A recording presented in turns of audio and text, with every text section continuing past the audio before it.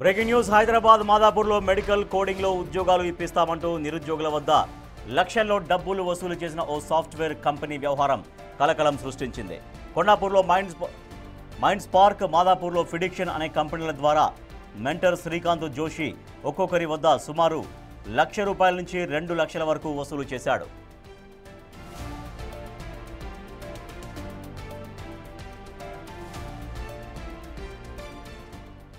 సుమారు 80 నుంచి 100 మంది నిరుద్యోగుల నుంచి డబ్బులు తీసుకొని శ్రీకాంత్ జోషి రాత్రికి రాత్రే పరారయ్యాడు.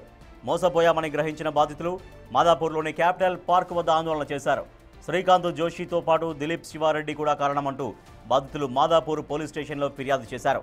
కేసు నమోదు చేసుకుని దర్యాప్తు చేస్తున్నారు పోలీసులు.